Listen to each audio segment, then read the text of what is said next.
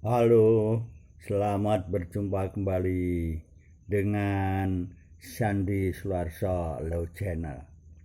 Kali ini konten saya akan membahas dan memuat bagaimana dalam perkembangan dalam era yang modern ini, yaitu masalah adanya ikatan perkawinan di luar aturan negara, yaitu atas kesukaan pihak satu dan pihak yang lain, suka sama suka, yaitu dalam aspek hukum perkawinan kontrak, ya, aspek hukum dalam perkawinan kontrak, ya. Yang perlu diketahui oleh saudara sekalian, apa itu kawin kontrak? Kawin kontrak adalah menurut saya, ya, karena secara teori tidak diatur dalam undang-undang perkawinan. Ini menurut saya adalah ikatan hidup bersama tanpa ikatan perkawinan yang sah, ya, antara laki-laki dan perempuan, ya. Ini biasanya dilakukan oleh orang asing yang bekerja di Indonesia. Bisa saja bekerja di perusahaan atau profesi olahraga yang sekarang baru maraknya, yaitu pemain sepak bola atau pemain bola voli dari negara asing yang dikontrak di klub-klub Indonesia. Biasanya mereka melakukan suatu perkawinan kontrak, ya, hidup bersama. Menurut saya sama dengan zaman Belanda atau hidup di negara Belanda sana biasa dilakukan, yaitu namanya samenleven, yaitu hidup bersama tanpa ikatan perkawinan sesuai dengan kepercayaan agama masing-masing atau aturan perkawinan negara yang sah, ya. Itu kawin kontrak. Landasan hukumnya menurut saya adalah landasan hukum perdata, yaitu dasarnya 1320, syarat sahnya suatu perjanjian. Nah, dalam perjanjian itu ada kebebasan berkontrak. Jadi setiap yang dibikin dalam perjanjian kontrak itu merupakan undang-undang bagi yang membuatnya, yaitu pasal 1338 KUH Perdata. Jadi kalau isi perjanjian yang disepakati diingkari, itulah dasar hukum untuk menggugat masing-masing pihak di depan pengadilan.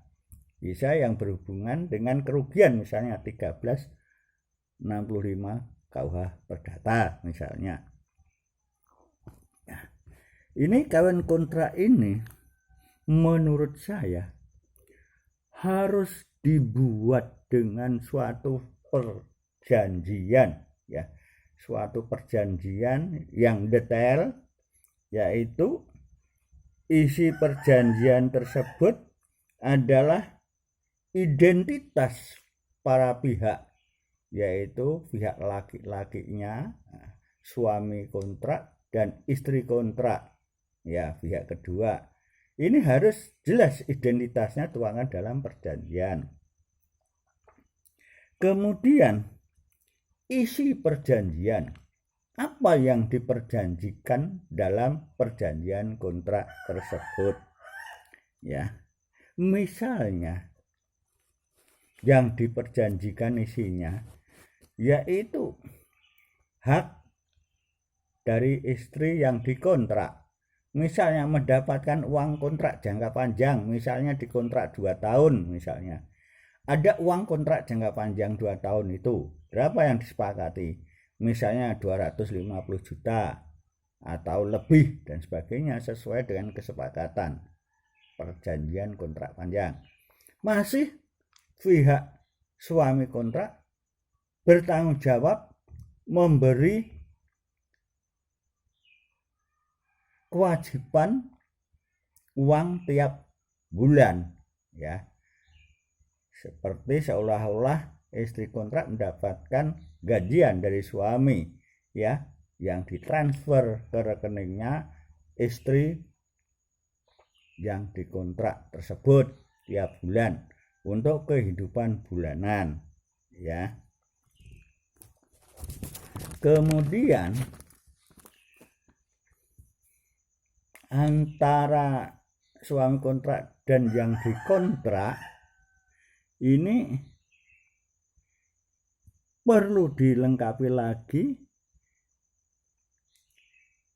kalau terjadi permasalahan masalah ikatan dalam perkawinan kontrak akan diselesaikan dalam musyawarah mufakat. Ini tuangan dalam pasal dalam perjanjian tersebut isinya.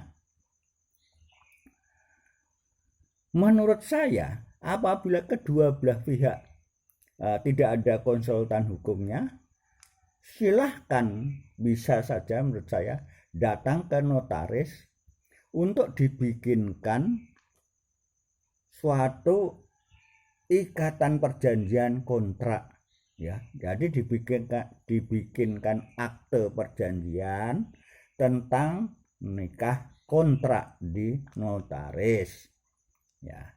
Apa yang mau dituangkan sampaikan ke notaris, nanti notaris akan membuat dalam akte tersebut sesuai kehendak dari masing-masing pihak dituangkan, ya.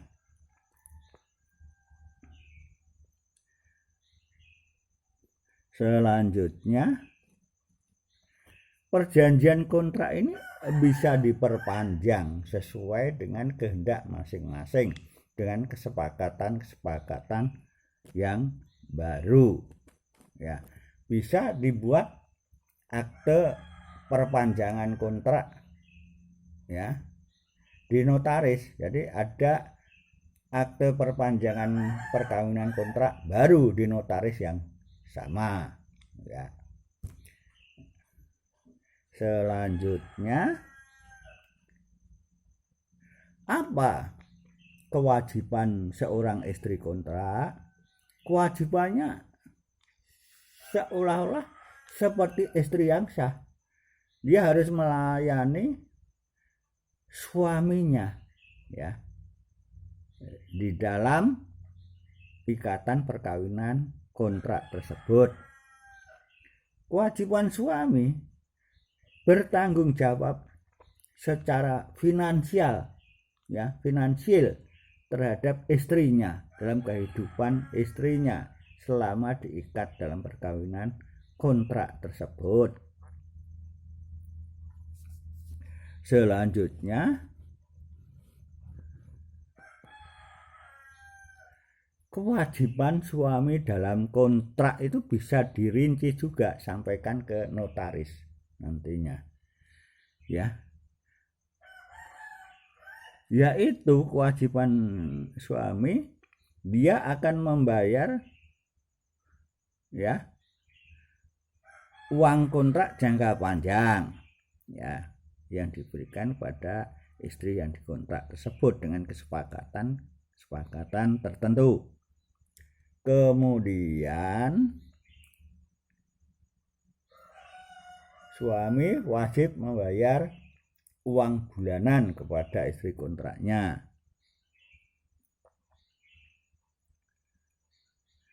Kemudian yang ketiga, bisa dibelikan rumah, ya. Kesepakatan suami kaya, kalau pemain sepak bola dikontrak 6 miliar hanya memberikan untuk happy seorang pemain bola yang top itu hanya memberikan membelikan rumah seharga 500 juta, kecil, ya. So, bisa juga lebih, atau apartemen, ya, minimal itu menyewakan apartemen, ya.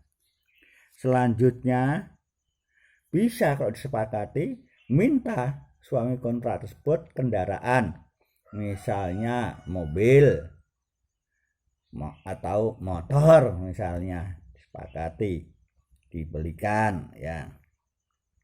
Kemudian ya untuk atas nama ya, jadi mobil, motor, rumah kontrak dan sebagainya di atas namakan istri kontrak, ini tambahan saya ya. Kemudian istri yang dikontrak harus mendapatkan izin ya, harus mendapatkan izin dari orang tua untuk melakukan nikah kontrak tersebut, izin orang tua ya. Ini wajib. Masalahnya nanti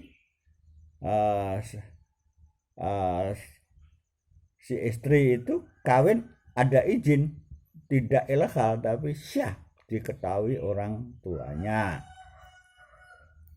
Kemudian ada keterangan istrinya ini masih legan ya. Saran saya kepada calon suami, misalnya yang banyak ini orang asing atau orang yang mau melakukan kawin kontrak, carilah yang masih legan, jangan yang sudah punya suami. Ini akan timbul masalah-masalah nantinya ya. Saran saya harus yang masih legan, maksudnya belum menikah ya, masih single ya. Itu saran saya. Kemudian bagaimana kewajiban dari suami kontrak kalau sampai istri mengandung, melahirkan anak, apa kewajiban suami? Ini harus dituangkan dalam perjanjian kontrak. Seandainya sampai punya anak, maka suami kontrak harus bertanggung jawab untuk membiayai sampai dewasa. Artinya bertanggung jawab secara finansial sampai dewasa. Ini harus dijelaskan dalam isi perjanjian kewajiban terhadap suami kontrak tersebut ya. Kemudian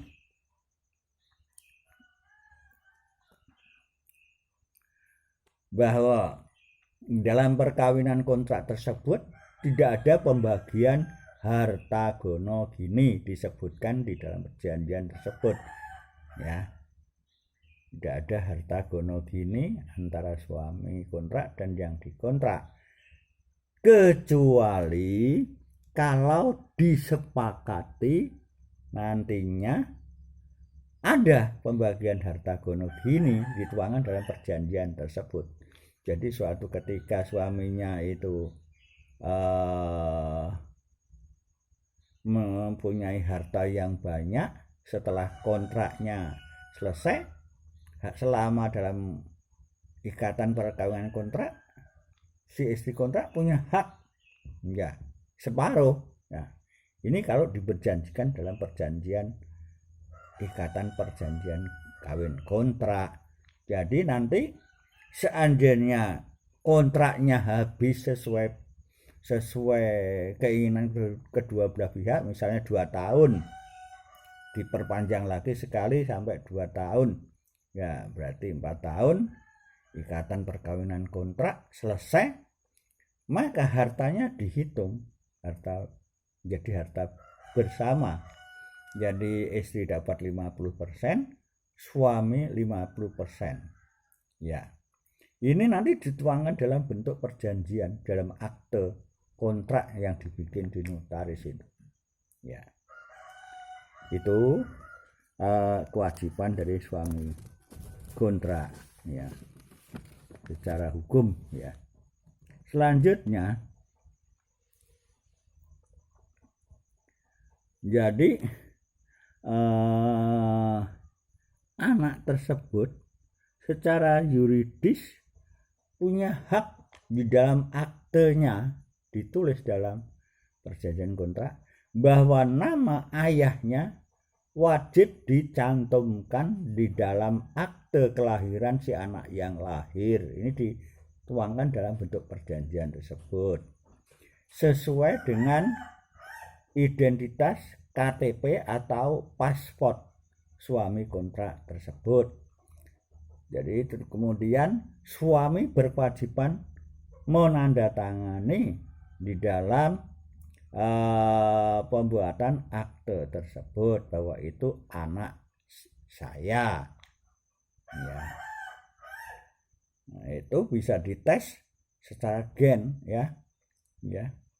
Bahwa itu memang ada hubungan ya antara suami istri itu memang benar-benar anaknya. Ya. Selanjutnya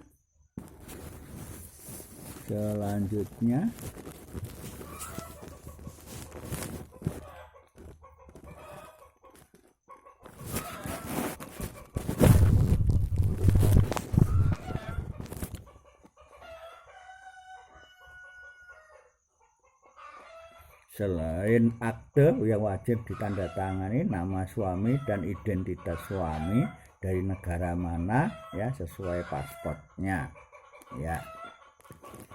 Kemudian surat perjanjian ini ya yang dibikin suami kontrak yang dan istri yang dikontrak ya sesuai perjanjian itu harus ditandatangani oleh suami kontrak dan istri yang dikontrak di atas meterai ya 10.000 sekarang ini.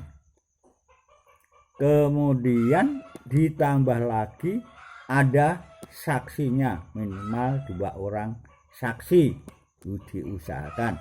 Kalau di notaris aktenya dibikin biasanya notaris menyediakan saksi yang mengetahui dibikin perjanjian kontrak itu ya. Jadi semua masalah perjanjian kalau masing-masing tidak tahu ya harus didampingi seorang advokat ya atau pengacara, atau udah kenal notaris datang ke notaris sampaikan apa maunya begitu. Demikian saudara-saudara sekalian, terima kasih atas perhatian saudara. Semoga apa yang saya sampaikan mengenai masalah hukum dalam aspek hukum kontrak dalam perkawinan yang akhir-akhir ini marak, semoga dapat bermanfaat. Dan terima kasih. Dan selanjutnya akan saya bikin konten saya muatan dan membahas masalah-masalah yang berhubungan dengan masalah-masalah hukum perkawinan secara perdata atau perkawinan secara berlainan agama dan lain-lain. Nanti akan saya bahas pada produk-produk konten Sandi Suarso Channel. Terima kasih. Sampai jumpa yang akan datang.